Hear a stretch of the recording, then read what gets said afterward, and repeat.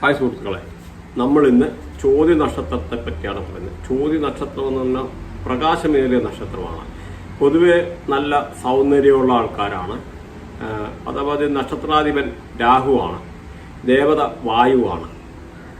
ഇപ്പം ഇവരുടെ വാളിൻ്റെ മൂർച്ച പോലെയും മുത്തുപോലെയുള്ള നക്ഷത്രമെന്നാണ് പറയുന്നത്. അതായത് ഒരു സൈഡിലെ മൂർച്ച ഷാർപ്പ്നെസ് എന്ന് പറഞ്ഞു കഴിഞ്ഞാൽ അവരുടെ മനസ്സിൻ്റെ ഒരു ഷാർപ്പ്നെസ്, അങ്ങനത്തെ ഒരു സ്വഭാവം, അത് പലപ്പോഴും ഇവർക്ക് ദോഷമായിട്ട് വരാറുണ്ട്. എളുപ്പം വരുന്ന ദേഷ്യം, അത് കൺട്രോൾ ചെയ്ത് കഴിഞ്ഞാൽ ഇവർ ജീവിതത്തിൽ വിജയിച്ചു എന്നുള്ളതാണ് അതിൻ്റെ മീനിങ്. അപ്പം രാഹുവും ശുക്രനും പവർഫുള്ളായി കഴിഞ്ഞു കഴിഞ്ഞാൽ ഇവർക്ക് ജീവിതത്തിൽ ഭൗതികമായിട്ടുള്ള വരുമാനങ്ങളും കാര്യങ്ങളും കിട്ടുന്നതാണ്. പിന്നെ പൊതുവെ ഈ നക്ഷത്രക്കാർക്ക് ഷെയർ ട്രേഡിങ് പറ്റിയതേ അല്ല, ഒരു കാരണവശാലും ചെയ്യരുത്. ഷെയർ ട്രേഡ് ചെയ്യല, പൈസ പോയിരിക്കും.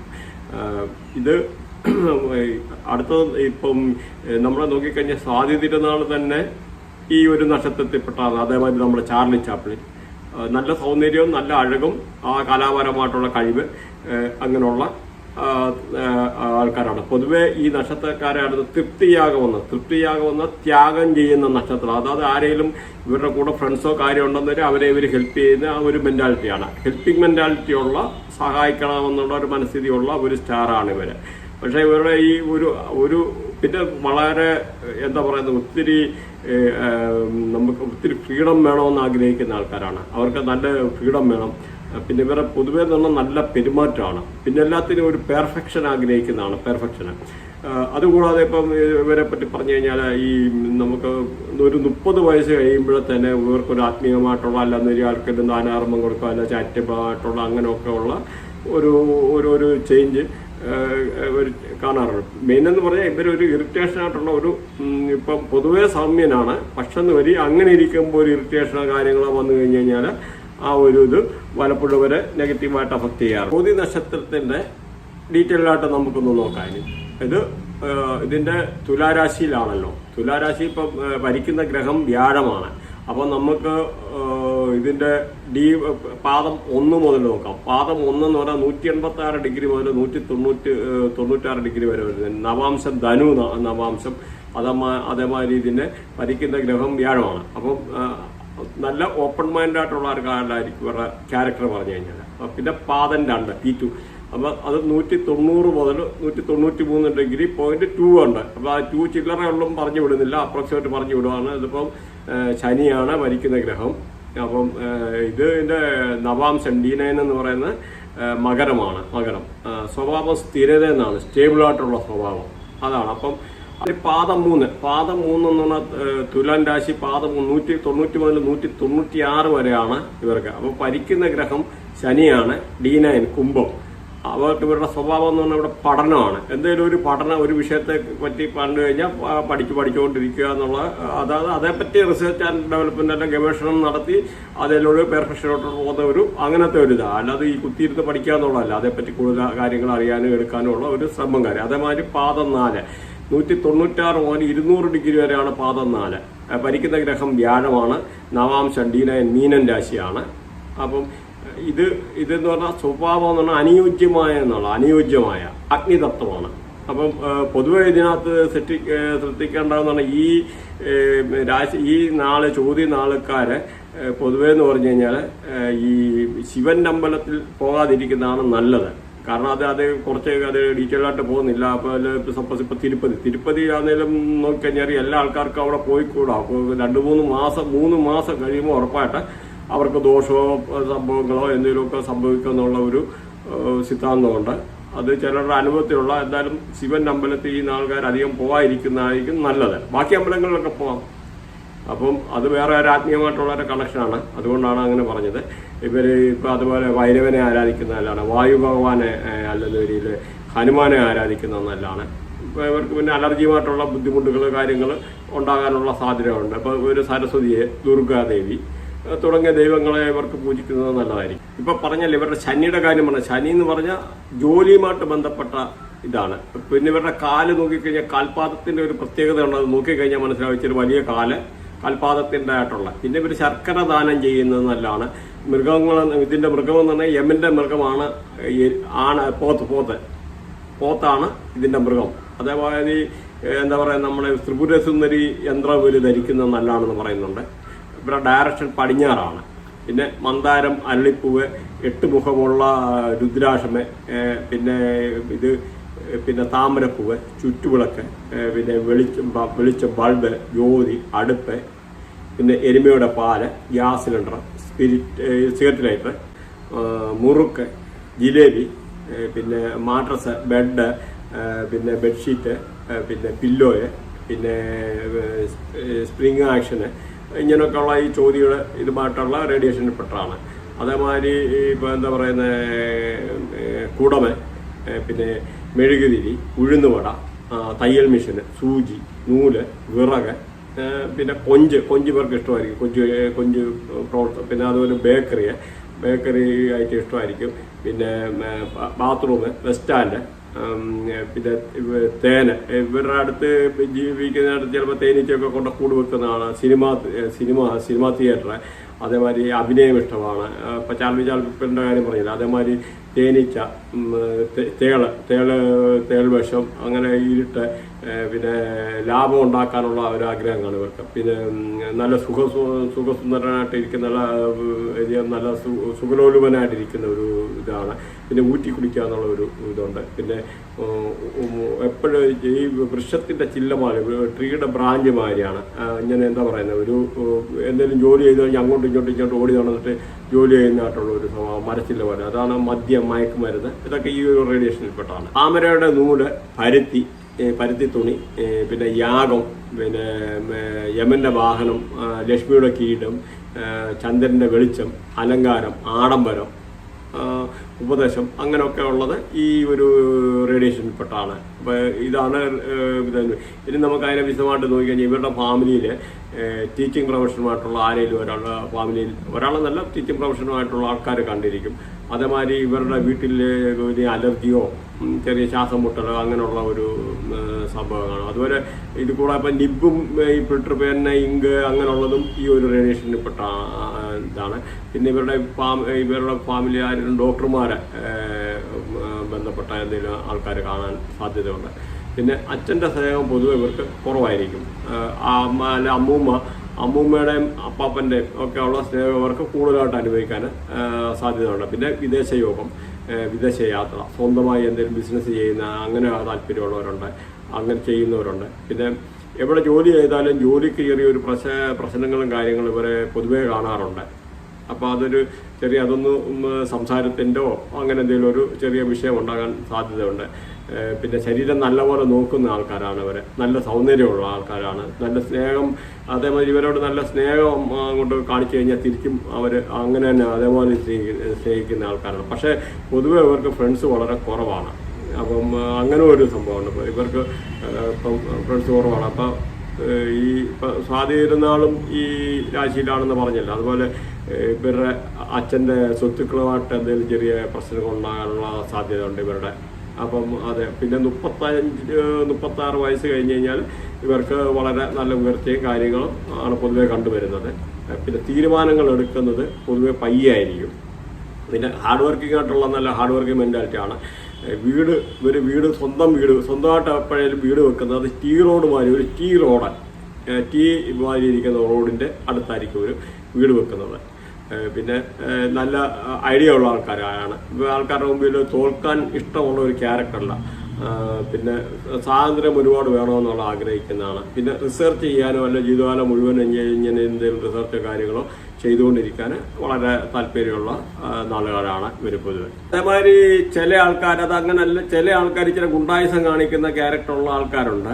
അപ്പോൾ അങ്ങനെ കണ്ടുവരാം. പിന്നെ 35 വയസ്സ് കഴിഞ്ഞാൽ പൊതുവെ പെൺകുട്ടികൾക്കാണെങ്കിലും പെൺകുട്ടികൾക്ക് ചിലപ്പോൾ വയറ്റിൽ എന്തെങ്കിലും ചെറിയ ഗ്യാസ് ട്രബിളോ അങ്ങനെ എന്തെങ്കിലും ഒക്കെ ഉള്ളൊരു പ്രശ്നം ഉണ്ടാകാനുള്ള സാധ്യത പൊതുവെ കണ്ടുവരുന്നുണ്ട്. പിന്നെ ഇതിപ്പം ഒരു ഷോൾഡറിനോ അല്ലെ അങ്ങനെയുള്ള ചെറിയ പ്രശ്നങ്ങൾ എന്തെങ്കിലും ഉണ്ടാകാനുള്ള സാധ്യതയുണ്ട്. അപ്പം പിന്നെ ചില ആൾക്കാർ ഇപ്പം പറയാറുണ്ട് എനിക്ക് തലവേദനയാണെന്ന് പറഞ്ഞിട്ട് ഇതാണ് അത് ഉറക്കം കൂടുതൽ വേണ്ടി അങ്ങനെയൊക്കെ ഉള്ള ഒരു സ്വഭാവം ഉള്ളതാണ്. പിന്നെ ഇവർക്കിപ്പോൾ എന്താ പറഞ്ഞാൽ പലർക്കും ബിസിനസിന്റെ കാര്യം പറഞ്ഞ ബിസിനസ് ചെയ്യാൻ ഇഷ്ടമാണ്. പിന്നെ കാക്കിയിട്ട ആൾക്കാർ ആരെങ്കിലും ഒക്കെ വീട്ടിൽ കാണാൻ, കാക്കിയിട്ടെന്ന് പറഞ്ഞാൽ ഗവൺമെന്റ് ജോബുമായിട്ട് ബന്ധപ്പെട്ട ആൾക്കാരായാലും വീട്ടിൽ കാണും.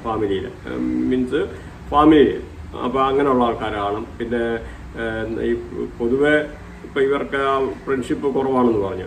അതേമാതിരി വീടിൻ്റെ അടുത്ത് പറഞ്ഞിരുന്നു നല്ല തേനീച്ചയുടെ കൂട് വെക്കുന്ന, അല്ല തേനീച്ച ഹണി ബീ വന്ന് കൂട് വെക്കുന്ന അങ്ങനെയൊക്കെ എന്തെങ്കിലും ഒരു, കാരണം ഇവരുടെ റേഡിയേഷനിൽ പെട്ടാണ് ഹണി അങ്ങനെയുള്ളതുകൊണ്ട്. അപ്പോൾ പിന്നെ ശുക്രൻ്റെ കർമ്മ ആയതുകൊണ്ട് ഇവർക്ക് വെള്ളിയും സ്വർണ്ണമൊക്കെ ഇഷ്ടമാണ്.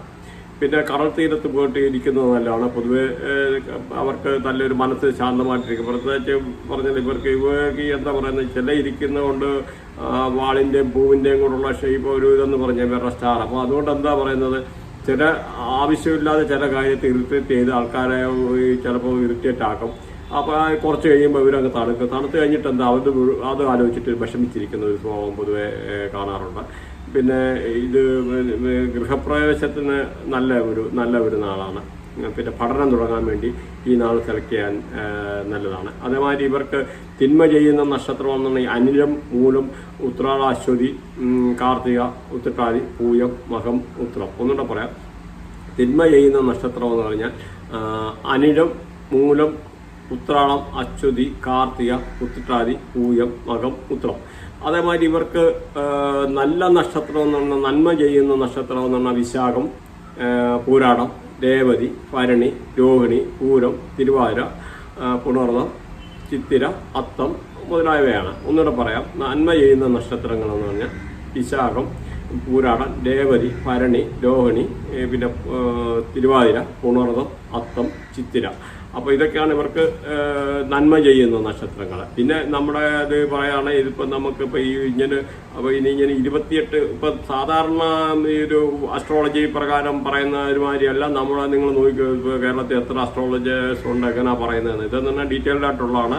ഇനി ഇതിൻ്റെ പൂർണ്ണമായിട്ടുള്ള ഇനിയും കാര്യങ്ങൾ പറയാനുണ്ട്. പക്ഷേ നേരെ ഇതിൻ്റെ വീഡിയോയുടെ ദൈർഘ്യം അതിക്രമിച്ച് പോകുന്നതുകൊണ്ട് ഒരുപാട് ഡീറ്റെയിൽസ് പറയുന്നില്ല. എന്നിട്ടും നോക്കി ഒരുപാട് കാര്യങ്ങൾ അടിച്ചു വിട്ടിട്ടാണ് പോകുന്നത്, സ്പീഡിൽ പറഞ്ഞിട്ടാണ് പോകുന്നത്. അപ്പം നമ്മൾ പിന്നെ ഇവരുടെ എന്ന് പറഞ്ഞാൽ ഇപ്പോൾ പാദം 1, 2, 3, 4 എല്ലാം പറഞ്ഞല്ലോ. അതിലും നമുക്ക് പിന്നെ അതിൻ്റെ ഓരോ ഡീറ്റെയിൽസ്, ഇപ്പോൾ ഒരാളുടെ ഡേറ്റ് ഓഫ് ബർത്ത് വെച്ച് കഴിഞ്ഞാൽ അതായത് നിങ്ങളൊന്നും മനസ്സിലാക്കാൻ വേണ്ടി പറയുകയാണ്. ഇപ്പം നമ്മുടെ ജന്മത്തിൽ ജനിക്കുന്ന ഒരു സമയത്തെന്ന് പറഞ്ഞാൽ നമ്മളെ കൺട്രോൾ ചെയ്യുന്ന ഇപ്പോൾ ഡിഷാൻറ്റിൻ്റെ മാതിരിയാണ് ഇവിടെ സൂര്യനും ചന്ദ്രനും പ്രവർത്തിക്കുന്നത്. പിന്നെ ഭൂമിയാണ് ലഗ്നം. അതായത് നമ്മുടെ ആത്മാവ്, അങ്ങനെ ഒരു 3 ആംഗിളിലാണ് പ്രകൃതി മൊത്തം എന്ന് പറയുന്നത്. 3. ഇപ്പം ഇത് നമ്മുടെ ഇതെന്ന് പറഞ്ഞാൽ എം തിയറി. അതും എം പറഞ്ഞു കഴിഞ്ഞാൽ ഇപ്പം നക്ഷത്രങ്ങൾ പോലെ ഒരു ഡയമണ്ട് മാതിരി ഇത് 3 ഒരു ആംഗിളിൽ നിന്ന് ഒരിടത്ത് നിന്ന് അവിടെ താഴെ ഒരെണ്ണം മേളിലാണ്. പിന്നെ അങ്ങനെ ഒരു 3-4 നക്ഷത്രം ഇങ്ങനെ അങ്ങോട്ട് വെച്ച് കഴിഞ്ഞാൽ ആയില്ല. എത്ര ഇതായി 3-4 ഡയമണ്ട് മാതിരി ഇങ്ങനെ വെച്ച് കഴിഞ്ഞാൽ ആയില്ല. അങ്ങനെ ഈ പ്രകൃതിയിലെന്ന് പറഞ്ഞാൽ ഈ 3ന്റെ വലിയൊരു കണക്കുണ്ട്. 369 തിയറി മാതിരി നമ്മൾ ഭൂമിയിൽ പിറവി എടുക്കുന്ന ഒരു സമയത്ത് നമ്മൾ ഒരു ബർത്തായി കഴിഞ്ഞിട്ട് ഒരു ഫസ്റ്റ് കരച്ചിൽ വരും. അപ്പോൾ ആ കരച്ചിൽ വിളിക്കുമ്പോഴാണ് നമുക്ക് ശ്വാസം, അപ്പോൾ ആദ്യം പ്രാണവായു എടുക്കുന്നത്. അപ്പോൾ ആ ഒരു പ്രാണവായു എടുക്കുന്നത് മുതൽ നമ്മുടെ ലൈഫ് തുടങ്ങുവാണ്. അപ്പോൾ അവിടെ ആ ചുറ്റുപാടുള്ള ഈ ഗ്രഹങ്ങളെ അതും ബന്ധപ്പെട്ട ഈ സ്റ്റാറാണ് നമ്മളെ പല കാര്യങ്ങളും കൺട്രോൾ ചെയ്യുന്നത്. അപ്പം അതിൻ്റെതായിട്ടുള്ള പല സ്വഭാവ രൂപീകരണവും ഈ ലോകത്ത് ജനിക്കുന്ന ഈ എല്ലാ മനുഷ്യർക്കും ഈ 108 സ്റ്റാറുമായിട്ടുള്ള പല ബന്ധങ്ങളും കാര്യങ്ങളും കണക്ഷനും എല്ലാം ഉണ്ട്, റേഡിയേഷനും ഉണ്ട്. അതേസമയം ഇത് ഒന്നും മനസ്സിലാക്കുക, ഡീറ്റെയിൽ ആയിട്ട് പോയി കഴിഞ്ഞ് കഴിഞ്ഞാൽ ഇത് വർഗ്ഗചക്രങ്ങളുണ്ട്. 2000-ൽ കൂടുതൽ വർഗ്ഗചക്രങ്ങളുണ്ട്. ഇതിനകത്ത് ഓരോന്നും പോകുമ്പോൾ ഇപ്പോൾ ഓരോ 2 മിനിറ്റിലും അതിനകത്ത് 2 മുതൽ 3 മിനിറ്റിനകത്ത് ആൾക്കാരുടെ സ്വഭാവവും കാര്യങ്ങളും വ്യത്യാസപ്പെട്ടിരിക്കും. ചിലപ്പോൾ ഇരട്ടകളായിട്ട് ജനിക്കുന്നത് എന്തുകൊണ്ടാണെന്ന് വെച്ചാൽ ഇതാണ് വർഗ്ഗചക്രങ്ങൾ. 2000-ൽ കൂടുതൽ വർഗ്ഗചക്രങ്ങളുണ്ട്. അപ്പോൾ ഇതിനകത്ത് ഇപ്പോൾ 12 രാശികളെ ഇപ്പോൾ 12 മാസങ്ങളെന്ന് കണക്കാക്കിക്കോ. അപ്പോൾ നമ്മൾ ക്രിസ്ത്യൻ ഇതിനകത്ത് നോക്കിക്കഴിഞ്ഞ് കഴിഞ്ഞാൽ അറിയാം. ഇപ്പം യേശു ക്രിസ്തുവിൻ്റെ 12 ശിഷ്യന്മാരെ നോക്കി. ഈ ലോകത്ത് ഒരുപാട് ഇപ്പം മുസ്ലിംസിൻ്റെ ഉണ്ട്. അതേമാതിരി എല്ലാം ഭൂമി ഉരുണ്ടെന്ന് പറയുന്നത് ഇതിൻ്റെ പൊതുവെ ഒരു തിയറി ഉണ്ട്. ഇപ്പം മായൻ സംസ്കാരം നോക്കിക്കഴിഞ്ഞ് കഴിഞ്ഞാലോ, അല്ലെന്നൊരു നമ്മുടെ ഗ്രിഗോറിയൻ കലണ്ടർ നോക്കിക്കഴിഞ്ഞ് കഴിഞ്ഞാലോ, അല്ലെന്നൊരു അങ്ങനെ പിന്നെ എന്താ പറയുക നമ്മുടെ റോമിൻ്റെ ഇത് ഒരുപാട് പിന്നെ ഗ്രീക്ക് മിത്തോളജി ഒത്തിരി പറയാനുണ്ട്. പിന്നെ എന്ത് പറയാൻ നമ്മുടെ അത് പിന്നെ കാട് കയറുക. അപ്പം ഇങ്ങനെ വളരെ കോംപ്ലിക്കേറ്റഡ് ആയിട്ടുള്ള ഈ ലോകമാണ് ഇരിക്കുന്നത്. അപ്പം നിങ്ങൾ ഈ ഒരു സിമ്പിളായിട്ട് ഇതിനെ തള്ളിക്കളയാൻ. അപ്പം നമ്മളെ ആ ഒരു ക്യാരക്ടർ ഓരോ ഇതിനനുസരിച്ച് മാറിക്കൊണ്ടിരിക്കുക. അപ്പം നിങ്ങൾ ഈ സബ്ജക്റ്റ് താല്പര്യം ഉണ്ടെന്ന വരിയിൽ നിങ്ങൾ സബ്സ്ക്രൈബ് ചെയ്യും. പിന്നെ ഓരോ ആൾക്കാരും ഇതേപ്പറ്റി വിശദമായിട്ടുള്ള നിങ്ങളുടെ ഡേറ്റ് ഓഫ് ബർത്ത് കാര്യങ്ങൾ വെച്ചിട്ട് ഓരോ ആൾക്കാരുടെയും വിശദമായിട്ടുള്ള കാര്യങ്ങളെ അറിയാൻ പറ്റുള്ളൂ. അപ്പോൾ നിങ്ങളുടെ കുട്ടികളെ അല്ലെ എന്ത് പഠിപ്പിക്കണം, എങ്ങനെ പഠിപ്പിക്കണം, അല്ലെ അവർക്ക് നമ്മുടെ ഫാമിലിയിൽ നമുക്ക് വരാനുള്ള അസുഖങ്ങൾ എന്തൊക്കെ ചാൻസ് ഉണ്ട്. എല്ലാം ഞാൻ മെഡിക്കൽ അസ്ട്രോളജിയുടെ കുറേ വീഡിയോ ചെയ്തിട്ടുണ്ട്.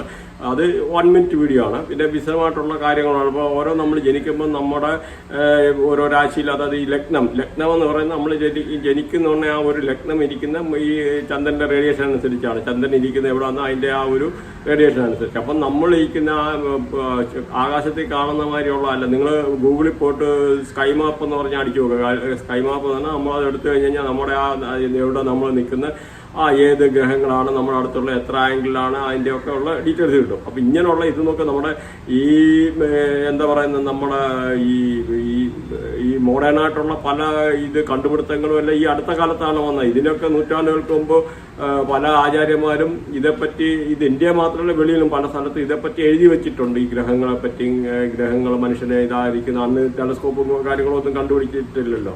അപ്പോൾ ഇവരൊക്കെ തപശക്തിയും അതും ഇതും കൊണ്ട് വർഷങ്ങളായിട്ട് കിട്ടിയതാണ്. അപ്പം നിങ്ങൾ ഒരു സയൻസിനെ തള്ളിക്കളയല്ല. പിന്നെ ഒരു സയൻസ് അല്ല അവിടെ തെറ്റ്, ഒരു ശാസ്ത്രം പറയുന്ന ആൾക്കാരാണ് കാര്യങ്ങളെ തെറ്റിക്കുന്നത്. അപ്പം ഇങ്ങനെയാണ് കാര്യങ്ങൾ. അപ്പം നിങ്ങൾക്ക് ഈ സബ്ജക്റ്റ് ഇഷ്ടമാണെന്നൊരു സബ്സ്ക്രൈബ് ചെയ്യുക. Thanks for watching. പിന്നെ ഇതിനെപ്പറ്റി ഒരുപാട് വീഡിയോ റെഗുലറായിട്ട് വരുന്നുണ്ട്.